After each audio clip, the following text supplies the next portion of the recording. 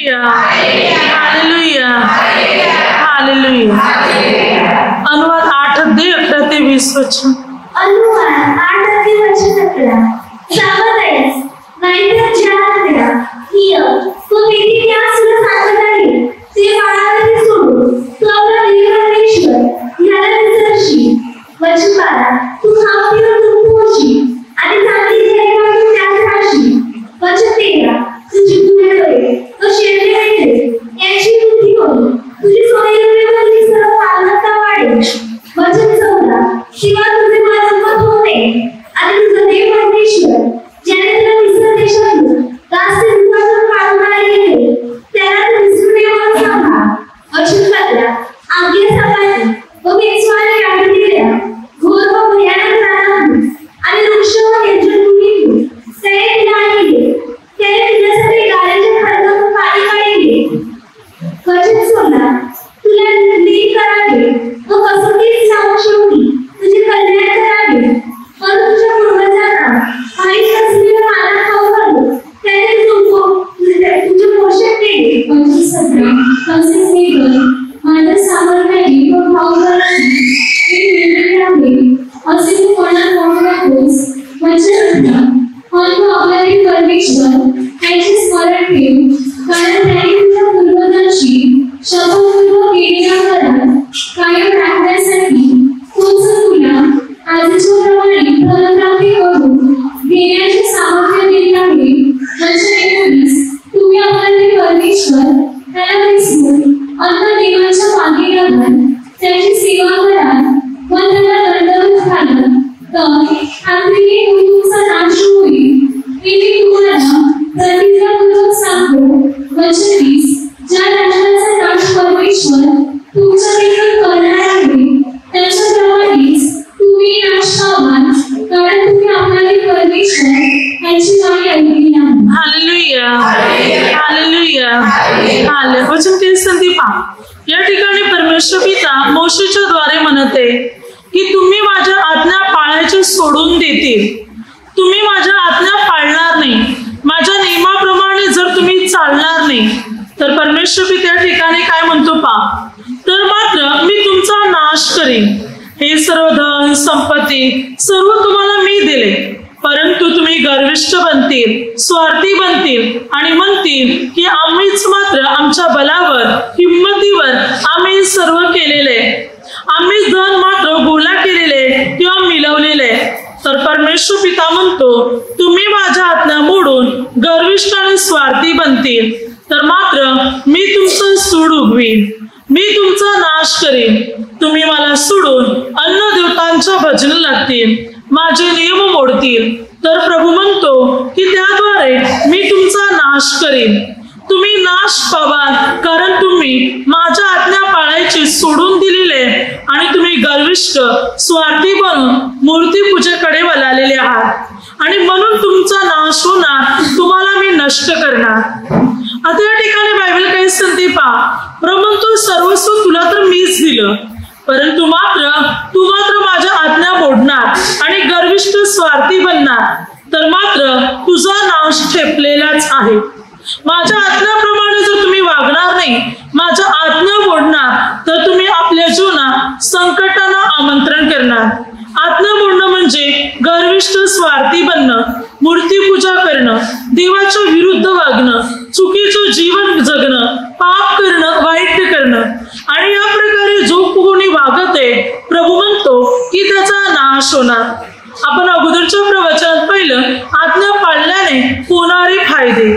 आता आपण पाहू आज्ञा मोडणारे, ज्या वेळेला मनुष्य आज्ञा मोडतो त्याद्वारे होणारे नुकसान, म्हणजे आज्ञा मोडण्याद्वारे होणारे नुकसान, होणारी पीडा, होणारे त्रास, कशा प्रकारे अनिष्ट आपल्या जीवनात येतील, कशा प्रकारे समस्या जीवनात येतील आणि जीवनाचा नाश होईल जर आपण आज्ञा मोडल्या तर। हे आता आपण बायबलद्वारे पाहू की आज्ञा पाळणाऱ्यांना देव आशीर्वाद देतो पण आज्ञा मोडणाऱ्यांवर शाप येतात। आज्ञा मोडणाऱ्या लोकांवर अरिष्टे आणि संकट येणार म्हणून बायबल सांगते, वचन सांगते की जर तुम्ही माझ्या आज्ञाप्रमाणे वागला नाही, आज्ञा पाळायचे तुम्ही सोडून दिले तर मात्र प्रभू म्हणतो की मात्र मी तुझा नाश करीन.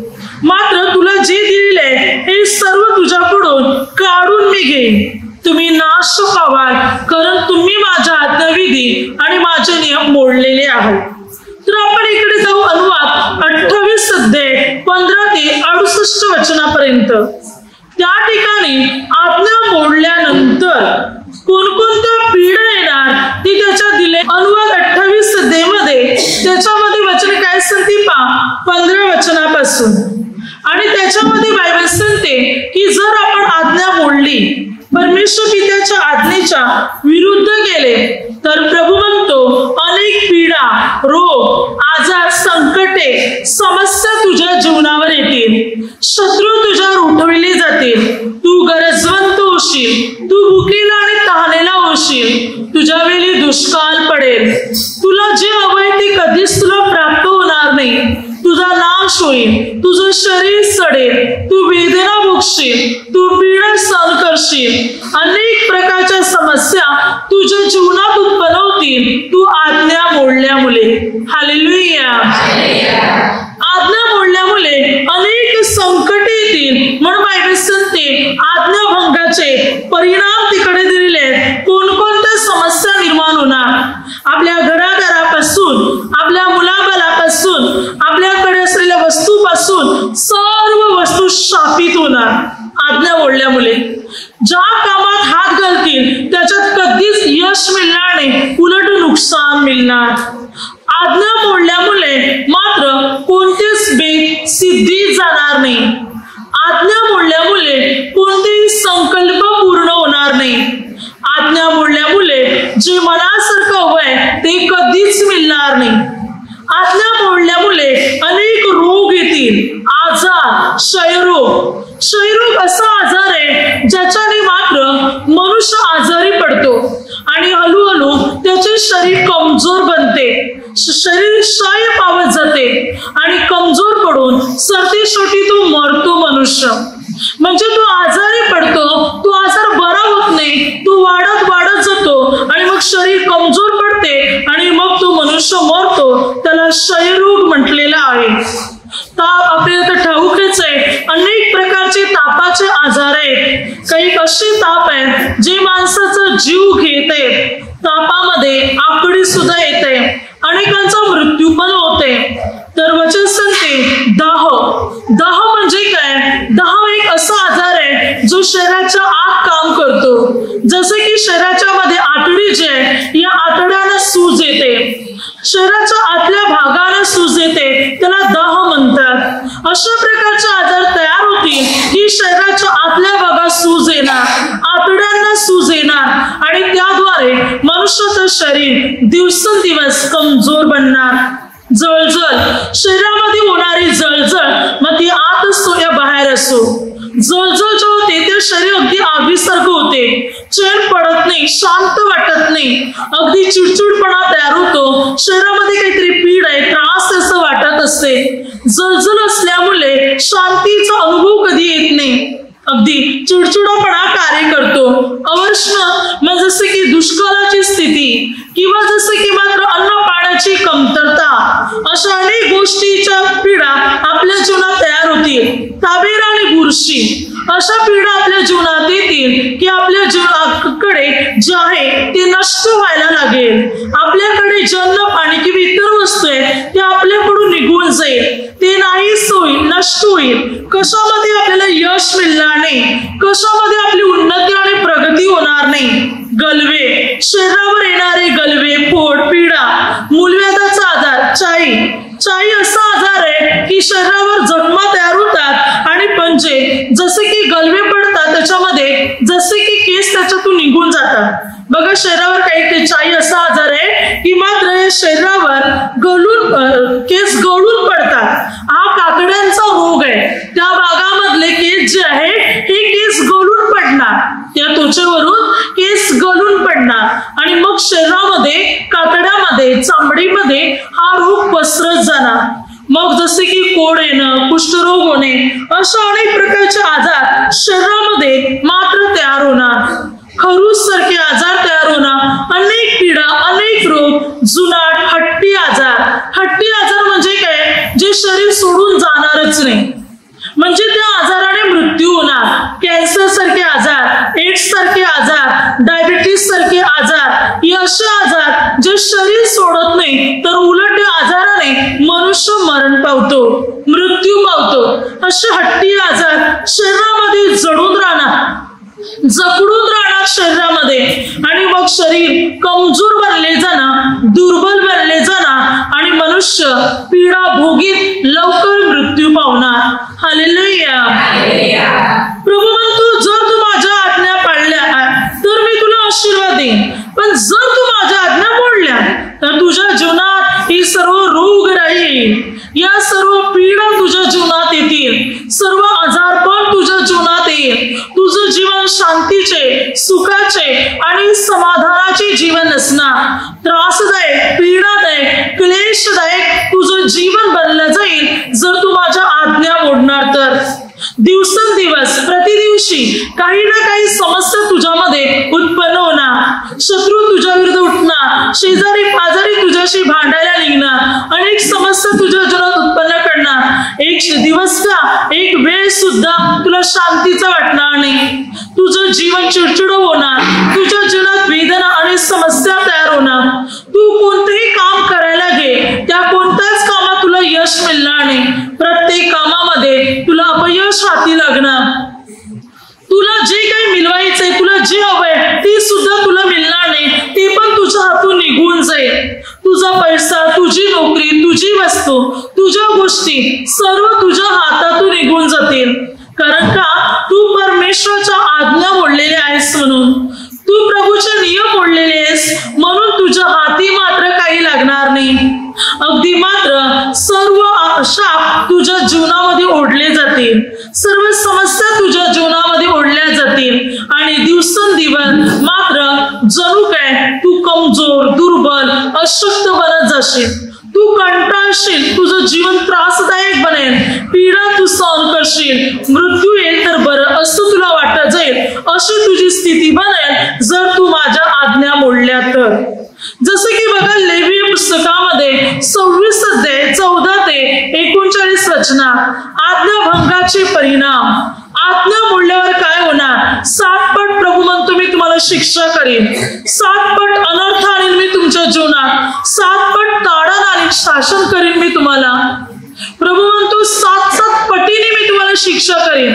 तुम्ही माझ्या आज्ञा मोडल्या, तुम्ही माझे नियम मोडले तर 7 पटीने मी तुम्हाला शिक्षा करेन. 7 पटीने मात्र अनर्थ आणीन मी तुमच्या जीवनात, संकटे आणीन मी तुमच्या जीवनात जर तुम्ही आज्ञा मोडल्या तर.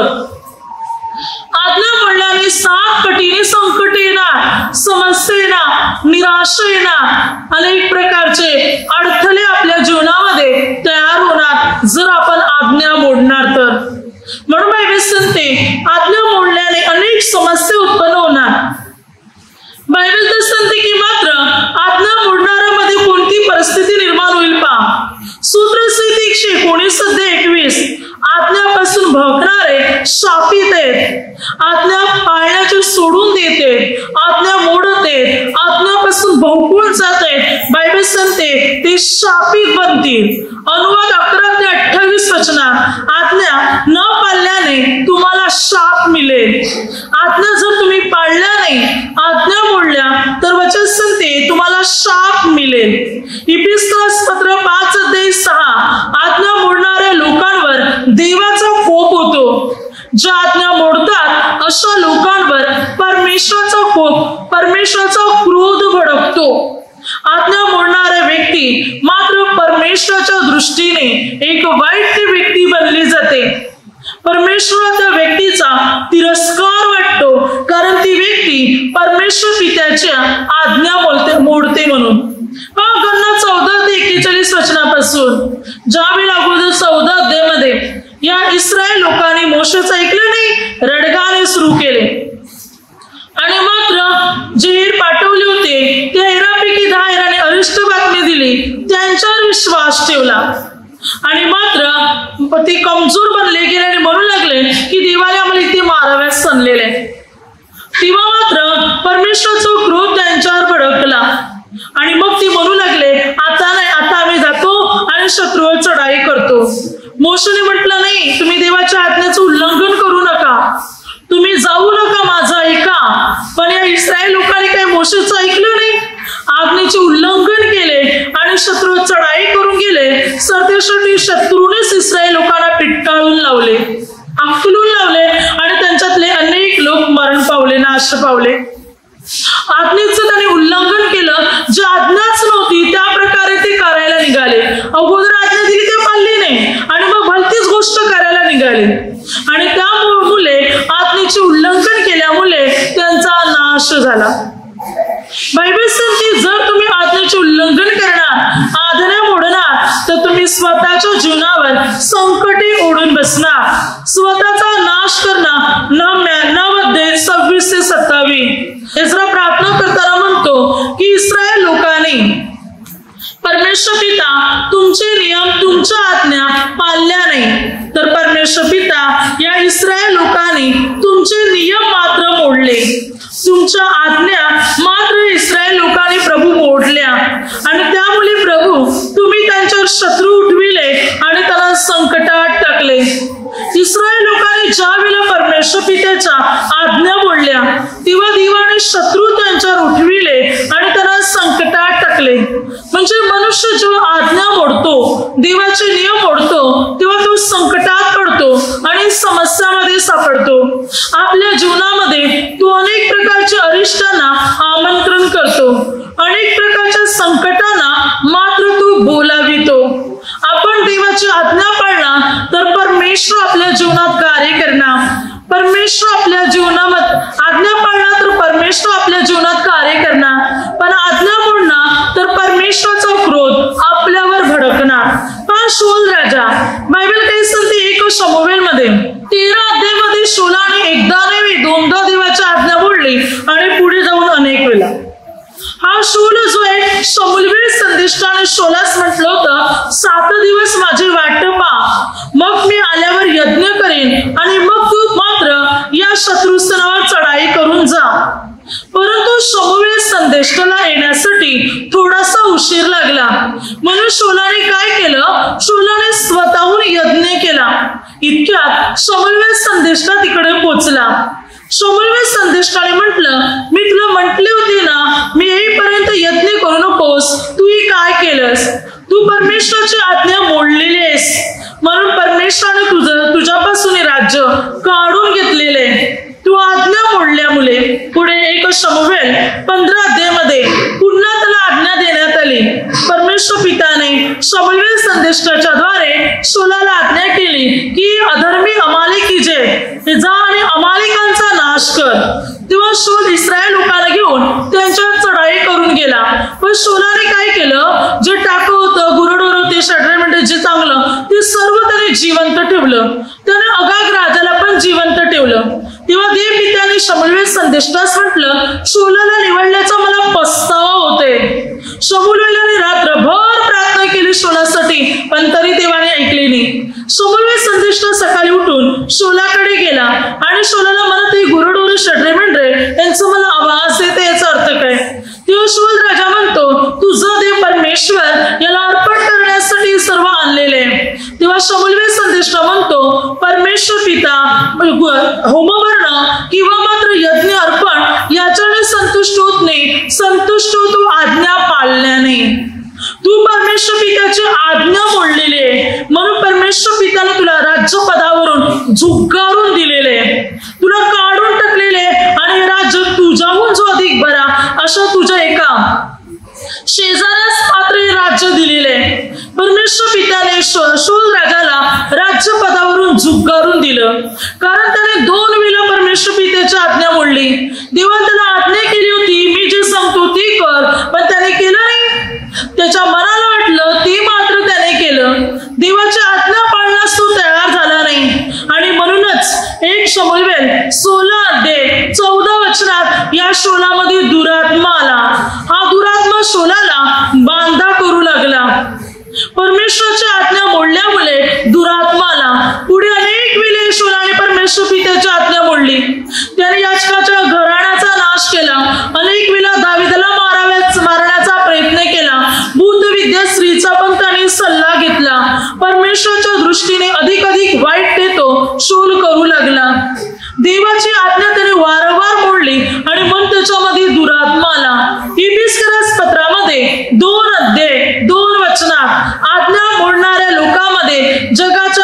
उत्पत्तीचा आत्मा कार्य करतो, म्हणजे सैतानाचा आत्मा.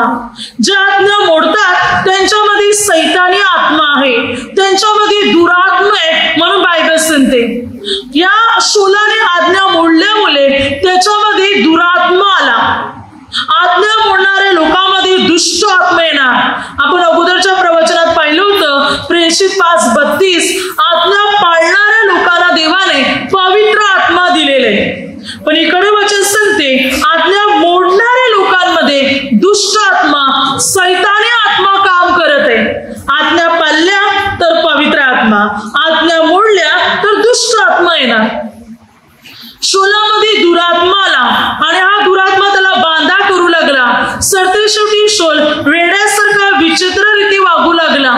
तो शांत व्हावा म्हणून दावीद वीणा वाजवित असे, तेव्हा शौलाला चैन पडत असे. म्हणजे दुरात्म्याद्वारे शौल विचित्र आणि वेड्यासारखा वागायचा. तो काय करायचा याचं त्याला सुद्धा कधी कधी भान नसायचं. दुष्ट आत्मेच्या द्वारे त्याच्यावर एक वाईट परिणाम झाला. आणि ही गोष्ट का घडली? कारण त्याने देवाची आज्ञा मोडली होती म्हणून. परमेश्वर पित्याची आज्ञा मोडल्यामुळे मात्र शौलाची ही स्थिती झाली. पुढे जाऊन हा शौल स्वतःच्या तलवारीवर पडून मरण पावला. 1 शमूएल 31 अध्याय. सरतेशेवटी शौल स्वतःच्याच तलवारीवर पडला आणि मृत्यू पावला आणि त्याच्या संपूर्ण घराण्याचा नाश झाला. आज्ञा मोडल्यामुळे शौलाच्या संपूर्ण घराण्याचा नाश झाला. ज्या आज्ञा मोडतात ते अनेक संकटांना आपापल्या जीवनामध्ये आमंत्रण करत असतात. आज्ञा मोडणाऱ्या लोकात पीडा, समस्या आणि निराशा येणार. परंतु आपण प्रभूच्या आज्ञा पाळणार तर प्रभूचा आशीर्वाद आपल्याला मिळणार.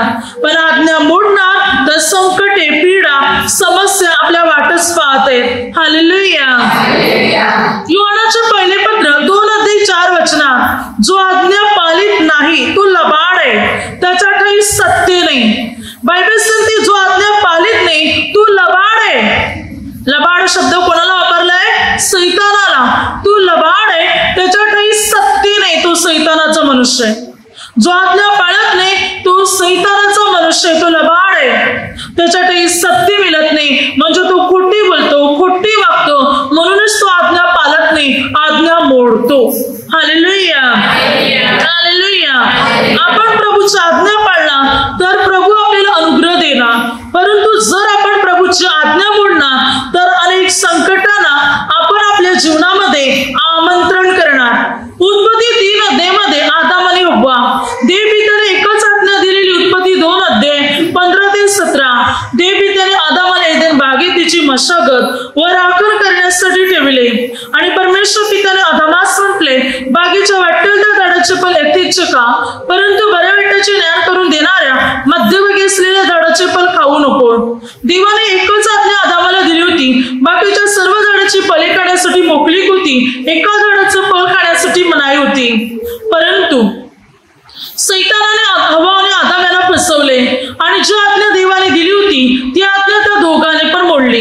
ज्या झाडाचं फळ खाण्यासाठी मनाई होती त्या झाडाचं फळ त्याने खाल्लं आणि मात्र जगामध्ये पापाने प्रवेश केला. आदाम हव्वाने आज्ञा मोडल्यामुळे, पाप केल्यामुळे देवाने दोघांना पण एदेन बागेतून काढून टाकलं. ते एदेन बागेला, सुख समाधानाच्या जीवनाला, ऐशोरामाच्या जीवनाला गमावून बसले. अगोदर ऐटा ताट होता, भूक लागेल फळं तोडायची खायची, तहान लागेल एदेन नदी परमेश्वर पित्याने एदेन नदीत म्हणजे एदेन बागेत एक नदी निर्माण केली होती. तिच्या पाठीपाठी 4 नद्या झाल्या होत्या. तहान लागेल तर त्या नदींचं पाणी प्यायचं. कष्ट नाही, मेहनत नाही, धावपळ नाही, काहीच नाही, शांतीचे जीवन. देवपिता दररोज भेटायला यायचा, बोलायचा त्यांच्या बरोबर. पण जेव्हा आज्ञा मोडली सर्व गोष्टी गमावून देवपिता म्हणतो आता कष्ट करा, आयटा ताट नाही. वचन सांगते उत्पत्ती 3 अध्यायामध्ये 16 वचनापासून परमेश्वर पित्याने काय म्हटलं, स्त्रीला मी तुझं दुःख गर्भधारण बहुगुणित करीन, तू क्लेशाने लेकरा प्रसवशील, तुझा नाव तुझ्या नवऱ्याकडे राहील आणि तो तुझ्या स्वामित्व चालवील. देवपित्याने स्त्रीला म्हटलं आता मी तुझं दुःख गर्भधारण वाढवणार, तुझा नवरा तुझ्या सत्ता चालवणार, बाळाला जन्म देताना तुला वेदना होणार. आज्ञा मोडल्यामुळे पीडा. गोदर माता असं काही नव्हतं. बाळाला जन्म देताना तुला वेदना होतील असं देवाने म्हटलं पण होतं. बाळाला जन्म देण्याचा आशीर्वाद दिलेला उत्पत्ती 28 फलद्रुपा बहुगुणित व्हा. पण बाळाला जन्म देताना वेदना होतील हे म्हटलं पण ज्यावेळी पाप केलं देवाने म्हटलं आता वेदना होतील बाळाला जन्म देताना, तुला नवऱ्याच्या अधीन राहावं लागेल. अगोदर दोघे समान होते, आताही समानच आहेत. परंतु जो पाप केला, आज्ञा मोडली, नवऱ्याला नाही विचारलं, देवाला पण नाही, आता देव पिता म्हणतो पतीच्या अधीन राहा. पाप केल्यामुळे पीडा आणि दुःख तिच्या जीवनात आलं. दुःख आणि वेदना, अगोदर दुःख आणि वेदना नव्हत्या. देव पिताने आदामाला म्हटलं, उत्पत्ती 3:17-19 तू आपल्या स्त्रीचे ऐकले आणि ज्या झाडाचे फळ खाण्यासाठी मी तुला मनाई केले त्याचे फळ तू खाल्ले, त्यामुळे भूमीला शाप आलेले. ही भूमी तुला काटे कुसले देईल. तू आपल्या निडलाच्या कामाने भाकर मिळू करशील व ती पुन्हा परत मातीला जाऊन मिळशील, कारण तिच्यातून तुझी उत्पत्ती झालेली आहे. तू मातीचा, तो मातीतच जाशील. परमेश्वर पिताने आदामाला म्हटलं, मी तुला सांगितलं पण तू ऐकलं नाही, तू माझ्या आज्ञा मोडली, आपल्या स्त्रीचे ऐकले. आता कष्ट कर, मेहनत कर, आयता ताट नाही, आता तुला घाम घालावा लागेल, जमिनीमध्ये कष्ट मेहनत करावं लागेल. त्या धान्य उगवेल, तयार होईल, कापणी करशील, जोडणी करशील, दळणार, भाकर बनवणार, नंतर खाणार. अगोदर आयता ताट फळं तोडायची, डायरेक्ट खायची. डायरेक्ट फळं आलेली देवाने झाडं निर्माण करून दिली ती इथून बघित त्यांना. पण आता देव म्हणतो नाही, आता कष्ट करा. आता डायरेक्ट फळं येणारी झाडं नाही, आता कष्ट करा, मेहनत करा. प्रभूने म्हटलं, आता तू मरशील आणि मातीत मिसळशील. अगोदर मृत्यू नव्हता, पापामुळे मरणाने जगात प्रवेश केला. देव पित्याने म्हटलं, तू मरणार आणि मातीत मिसळणार. म्हणून मनुष्य मेल्यानंतर त्याला झाला नाही तर गाडा नाही तर त्याचं शरीर फेकून द्या, त्याच्या शरीराची मातीच होते. आज्ञा मोडल्यामुळे, पाप केल्यामुळे हे सर्व शाप आदम हव्वा यांच्या जीवनात ओढले गेले. पापाच्या द्वारे, आज्ञा मोडण्याच्या द्वारे. देव पित्याने जी आज्ञा दिली होती ती आज्ञा त्या दोघांनी पण मोडली आणि जगामध्ये पापाने प्रवेश केला. प्रभू म्हणतो, तुम्ही आज्ञा मोडणार, तुम्ही आपल्या जीवनात अनेक पीडा, संकटे आणि समस्या यांना आमंत्रण करणार, बोलवणार तुम्ही संकटांना, जर तुम्ही आज्ञा मोडली तर. 2 इतिहासमध्ये 24 अध्याय यहोयाश राजा जो होता तो राज्य करू लागला, कारण यहोयादा याजक त्याला सहाय्याने मदत करत होता आणि त्यामुळे सर्व काही व्यवस्थितरित्या चाललं होतं. यहोयादा याजक त्याला मार्गदर्शन करायचा, शिकवायचा, प्रभूचे नियम त्याला द्यायचा. परंतु जेव्हा यहोयादा याजक मरण पावला तेव्हा यहोयाश बिघडला गेला आणि परमेश्वराच्या दृष्टीने वाईट करून देवाच्या आज्ञा मोडू लागला. तेव्हा देवाचा आत्मा यहोयादा याजकाचा मुलगा जकरिया याच्यामध्ये आला आणि जकरियाने म्हटलं, तुम्ही परमेश्वराच्या आज्ञा का उल्लंघिता, या तुम्हाला यश यावायचे नाही. परंतु बायबल सांगते की मात्र यहोयाश आणि यहुदी लोकांनी ऐकलं नाही, उलट त्याने त्या जकरियाला दगडमार करून मारून टाकले. म्हणून देवाचा क्रोध भडकला आणि देव पित्याने अरामाचे सैन्य या यहोयाश या यहुदी लोकांवर पाठवले. अरामाचे सैन्य थोडेसेच होते, थोडेसेच लोक होते, तरी 24 वचनात दिलेले थोडेसेच लोक होते, तरी त्या थोड्याशा लोकांनी या यहुदी लोक जे अधिक होते त्यांचा नाश झाला. त्याने योआशला मोठमोठ्या जखमाने घायल केले आणि मग त्यानंतर योआश मरणही पावला. देवाच्या आज्ञेचं उल्लंघन केल्यामुळे मात्र लढाईमध्ये हार हाती लागली, लोकांचा नाश झाला. सरतेशेवटी यहोयाश राजाचा मृत्यू सुद्धा झाला आज्ञेचं उल्लंघन केल्यामुळे. आज्ञा मोडल्यामुळे त्याच्या राज्याचा अंत झाला, त्याचाही मृत्यू झाला. आज्ञा मोडल्यामुळे जो आज्ञा पाळतो तो आशीर्वाद प्राप्त करतो, परंतु जो आज्ञा मोडतो तो संकटाला बोलावितो. हालेलुया. 2 इतिहासमध्ये 26 अध्यायामध्ये उजिया राजा जो होता, मात्र जोपर्यंत तो देवाच्या भजनी लागलेला होता तोपर्यंत तो समर्थ झाला. प्रभूने त्याला महासामर्थ्यवान बनवलं. पण जेव्हा तो महासामर्थ्यवान झाला, 2 वचन काय असतं ते पहा, त्याच्यामध्ये 2 इतिहास 26 अध्याय 16 पासून जेव्हा तो महासामर्थ्यवान झाला तेव्हा मात्र त्याचं हृदय उन्मत्त झालं, कठोर झालं, गर्विष्ठ बनलं त्याचं हृदय. त्याने परमेश्वराच्या आज्ञेच्या विरुद्ध तो वागला. त्याने देवाची आज्ञा भंग केली. देवाच्या आज्ञेच्या विरुद्ध त्याने धूपपात्रे घेतले आणि मंदिरात धूप दाखवू लागला. अहरोन वंशजांनी म्हटलं याचकाने की महाराज हे काम आपलं नाही, अहरोन वंशजांचं आहे. परंतु उलट उजिया राजा सुद्धा त्यांच्यावर भडकला, रागावला. तेव्हा मात्र परमेश्वराचा क्रोध भडकला आणि उजिया राजाच्या डोक्यावर, कपालावर कोड फुटले आणि उजिया कोडी बनला. ताबडतोब तिथून त्याला बाहेर काढण्यात आलं. उजिया राजा पूर्ण रीतीने कोडी बनला गेला आणि मग त्याला कोड फुटल्यामुळे वेगळ्या घरात ठेवण्यात आलं.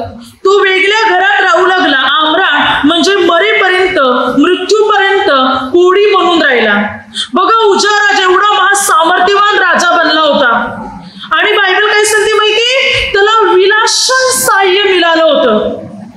परमेश्वरापासून त्याला अशी मदत मिळाली होती, विलासन म्हणजे अद्भुत मदत त्याला मिळाली होती, आश्चर्यचकित मदत त्याला मिळाली होती. आपल्याला आश्चर्य वाटेल अशा प्रकारे देवाने त्याला मदत केली होती. म्हणजे विचार करू शकत नाही, एक चमत्कारिक दृष्टीची मदत की जी मानवाकडून मिळू शकत नाही किंवा जे मानवाकडून होऊ शकत नाही, अशा गोष्टी देवाने त्याच्या जीवनात घडून आणल्या होत्या. विलासण मदत त्याला मिळाली होती. परंतु मात्र मोठा झाला, श्रीमंत झाला, धनवान झाला, गर्विष्ठ बनला आणि आज्ञा मोडली. आज्ञा मोडल्याबरोबर कोड फुटले, कोडी बनला मरेपर्यंत. राजमहल राजवाडा सोडावा लागला, वेगळ्या घरात राहावं लागला. राज्य पण करू शकला आणि त्याचा मुलगा योताम राज्य करू लागला. सर्व गमावून बसला तो. एक आज्ञा मोडल्याने कोडी बनला, राज्य महाल सर्व काही गमावून बसला, वेगळ्या घरात त्याला ठेवलं. कारण कोड्याचा आजार म्हणजे महारोग, कुष्ठरोग सर्वात मोठा अशुद्ध आजार म्हटलेले. कोडी बनला गेला तो. Hallelujah, hallelujah. आज्ञा मोडल्या मुली मात्र कोड फुटले. आपण परमेश्वराच्या आज्ञा मोडणार, आजार संकटांना आमंत्रण करणार. आज्ञा मोडल्याद्वारे अनेक पीडा माणसाच्या शरीरामध्ये तयार होणार. म्हणून मात्र ही आपल्याला परमेश्वराच्या आज्ञा पाळायच्या, मोडायच्या नाही, पाळायच्या देवाच्या आज्ञा. 1 राजे 13 आज्ञेमध्ये यहूदाकडून एक तरुण संदेष्टा देवाने यरोबाम राजाकडे म्हणजे बेथेल या ठिकाणी पाठवला. तरुण संदेष्टाला यहूदातून बेथेल या ठिकाणी पाठवलं. त्या ठिकाणी यरोबामाने एक वेदी बनवली होती बयालासाठी आणि तो मूर्तीसाठी यज्ञ करत होता. त्यासाठी ती वेदी भंग पावावी, त्या वेदीचा नाश व्हावा म्हणून मात्र या तरुण संदेष्टाला पाठवलं. त्याने संदेश दिला, ती वेदी भंग पावली. पुढे मात्र या तरुण संदेष्टा जो आहे, यरोबाम राजाने हा प्रकार पाहिला. कारण ज्या वेळेला यरोबाम राजाने म्हटलं याला धरा, पकडा म्हणजे संदेष्टाला, तेव्हा यरोबाम राजाचा हात वाळून गेला, सुकून गेला. तेव्हा मात्र त्याने सर्व संदेष्टाला म्हटले की माझा हात पूर्वीसारखा व्हावा म्हणून परमेश्वराकडे प्रार्थना कर. तरुण संदेष्टाने प्रार्थना केली, तेव्हा त्याचा हात पूर्वीसारखा झाला. तेव्हा यरोबाम राजाने म्हटलं चल माझ्या घरी, खा पी ताजा तवाना हो. परंतु तरुण संदेष्टा म्हणतो नाही, मला परमेश्वर पित्याच्या आज्ञेप्रमाणे वचन मिळालेले की मात्र ज्या ठिकाणी तू जाशील तिथे खाऊ पिऊ नको, अन्न पाणी सेवन करू नको आणि त्या वाटेने पण येऊ नकोस. देवाच्या आज्ञेप्रमाणे मला वचन मिळालेले आहे. आणि मग तिथून तो निघाला. इतक्या त्या नगरात राहणारा एक म्हातारा वृद्ध संदेष्ट होता आणि मात्र त्याला ही गोष्ट कळाली. तेव्हा त्या म्हातारा संदेष्टाने त्या तरुण संदेष्टाला म्हटलं माझ्या घरी चल, खाणे पिणे कर. परंतु तरुण संदेष्टाने म्हटलं की देवाच्या आज्ञेने मला वचन मिळालेले आहे की मात्र तू ज्या ठिकाणी जाशील तिथे अन्न पाणी सेवन करू नको आणि ज्या वाटेने जाशील त्या वाटेने पण येऊ नको. तेव्हा तरुण संदिष्ट आहे, म्हातारा संदिष्ट काय म्हणतो की मला देवाच्या दूताने आज्ञा केलेली आहे की त्याला घरी आण आणि त्याला अन्न पाणी दे. त्या तरुण संदिष्ट उठला आणि म्हातारा संदिष्टाच्या घरी गेला आणि जेवायला बसला. अन्न पाणी सेवन करत असताना परमेश्वराचं वचन प्राप्त झालं. प्रभूने म्हटलं मी तुला आज्ञा केली होती ना, तू आज्ञा मोडलेली आहे, तू माझं वचन भंग केलेले आहे म्हणून तू मात्र यहूदात जिवंत परत जाणार नाही. पुढे मात्र हा तरुण संदेष्टा तिथून निघाला गाढवावर बसून. पुढे देवाने सिंह पाठवला. त्या सिंहाने मात्र तरुण संदेष्टा फाडून टाकलं, मारून टाकलं आणि त्याचं प्रेत रस्त्यावर पडलं. त्या सिंहाने त्या गाढवाला खाऊन टाकलं नाही, गाढव जिवंत होतं. गाढवाला खाल्लं नाही की त्या प्रेत खाल्लं नाही, देवाच्या आज्ञा होती त्याला मारून टाक आणि त्या सिंहाने त्याला मारून टाकले तरुण संदेष्टाला. लोक म्हणू लागले हा पहा देवाचं वचन अवमानणारा. देवाच्या आज्ञेने त्याला वचन आले होते पण त्याने ते वचन मोडले, त्याने ती आज्ञा मोडली म्हणून तो मृत्यू पावला. त्याने हा विचार केला नाही की मला देवाकडून आज्ञा आले आणि आज संदेष्टा सांगतो माझ्याकडे दूत आलेला. देवदूतापेक्षा परमेश्वर श्रेष्ठ आहे, मला परमेश्वराची आज्ञा पाळायला हवी हा विचार तरुण संदेष्टाने केला नाही. भले म्हाताऱ्या संदेष्टाकडे देवदूत आला नव्हता, तो खोटं बोलला होता, पण तरी त्याने विचार करायला पाहिजे होता तरुण संदेष्टाने मला स्वतः परमेश्वराने सांगितले आणि याला तर देवदूताने, मी कोणाचं ऐकायला पाहिजे, देवाचं की नाही. हालेलुया. हा विचार त्याने केला नाही आणि सरतेशेवटी वचन भंग केलं, आज्ञा मोडली आणि मात्र मरण पावला. आपल्या देशी जिवंत पोचला नाही. आज्ञाभंग केल्यामुळे मृत्यूही ओढवला जाणार. आज्ञा मोडल्यामुळे अनेक समस्या आपल्या जीवनामध्ये येणार. निर्गम 16 अध्यायामध्ये ज्या वेळेला परमेश्वर पिता इस्रायल लोकांना माना दिला, इस्रायल लोकांना अन्न होतं म्हणून देवाने त्यांना खाण्यासाठी माना दिला, ज्याची चव तेलात तळलेल्या पुरीसारखी मध घालून केलेल्या पोळीसारखी त्याची चव होती. या मानाची परमेश्वर पिता दररोज लोकांना माना देत असे, परंतु देवाने काय आज्ञा दिली की एका दिवसाला जेवढा माना लागेल तेवढाच गोळा करा, दुसऱ्या दिवशी ठेवू नका घरात. पण इस्रायल लोकांनी ऐकलं नाही, जास्त गोळा केला, त्या दिवशी खाला, दुसऱ्या दिवशी ठेवला, आज्ञा मोडली, त्या मानामध्ये किडे पडले. परमेश्वराची आज्ञा मोडल्याबरोबर त्या मानामध्ये, त्या जेवणामध्ये, त्या अन्नामध्ये किडे पडले. देवाला राग आला. देवपिता म्हणतो, कोठवर तुम्ही माझ्या आज्ञा नियम पाळण्यासाठी नाकारणार. पुढे देवाने म्हटलं की मात्र 6 दिवस तुम्हाला दररोज जाऊन एक दिवसासाठी माना गोळा करायचाय. 6व्या दिवशी तुम्ही दुप्पट माना गोळा करा, 7व्या दिवशी तो ठेवा, तो खराब होणार नाही. आणि जर 6व्या दिवशी त्याने दुप्पट माना गोळा केला, 7व्या दिवशी ठेवला, तेव्हा मात्र त्याच्यात किडे पडले नाही, कारण ती परमेश्वराची आज्ञा होती म्हणून किडे पडले नाही. आज्ञा मोडली, किडे पडले. आज्ञा पाळली, किडे पडले नाही. परमेश्वर पिता म्हणतो, तुम्ही कोठवर माझ्या आज्ञा पाळण्यासाठी नाकारणार. 28 वचनात खरोखर मनुष्य नेहमी मनुष्याच्या आज्ञा, परमेश्वराच्या आज्ञा पाळण्याऐवजी मनुष्य परमेश्वराच्या आज्ञा मोडतो. आज्ञा पाळत नाही, स्वतःच्या मनासारखं करण्यासाठी जाईल आणि देवाचा विचार पण करत नाही किंवा देवाने जे सांगितले ते पण करण्याचा प्रयत्न करणार नाही. आज्ञा पाळण्याऐवजी आज्ञा मोडण्याचं मनुष्य जास्त काम करतो. लेवी 10:1-5 वचना नादाब आणि अबिहू. नादाब आणि अबिहू जो होते अशास्त्र अग्नी घेऊन परमेश्वर समोर आले. त्याने धूप पात्र घेतलं, त्याच्यात धूप टाकला आणि अग्नी घेऊन आला. हा अग्नी आणण्याची परमेश्वराची आज्ञा नव्हती. जी आज्ञा नव्हती त्याप्रमाणे त्याने केलं. अशास्त्र अग्नी, निराळा अग्नी घेऊन ते परमेश्वराकडे आले. त्या परमेश्वरापासून अग्नी निघाला आणि दोघे पण भस्म झाले. जी आज्ञा देवाची नव्हती त्याप्रमाणे करायला गेली आणि दोघे पण भस्म झाले. म्हणजे विरुद्ध काहीतरी आपण करणार, देवाची आज्ञा मोडणार, अगदी चुकीचंच काहीतरी करायला जाणार, तर आपण स्वतः संकटे आणणार, तर आपण स्वतः समस्या ओढणार. प्रभू म्हणतो होशे 8:12, मी धर्मशास्त्राच्या लाखो आज्ञा यांच्यासाठी लिहिल्या तरी यांना परक्याच वाटतात. प्रभू म्हणतो, मी तुम्हाला एवढ्या आज्ञा देतो तरी तुम्हाला माझ्या आज्ञा परक्या झालेल्या आहेत. का तुम्ही माझ्या आज्ञाचा स्वीकार करत नाही? का तुम्ही माझ्या आज्ञा पाळत नाही? का तुम्हाला माझ्या आज्ञा परक्या वाटतात? का तुम्ही वारंवार माझ्या आज्ञा मोडत आहात? म्हणून परमेश्वर पिता म्हणतो, आज्ञा मोडणारे लोक स्वतःवर अरिष्टे आणि संकटे ओढून बसणार, स्वतःच्या जीवनात नुकसान आणणार, समस्या आणि निराशा ओढून बसणार. म्हणून आज्ञा मोडण्याऐवजी आज्ञा पाळायला सुरुवात करा. प्रभू येशूची आज्ञा पाळा, प्रभू येशूचे नियम पाळा.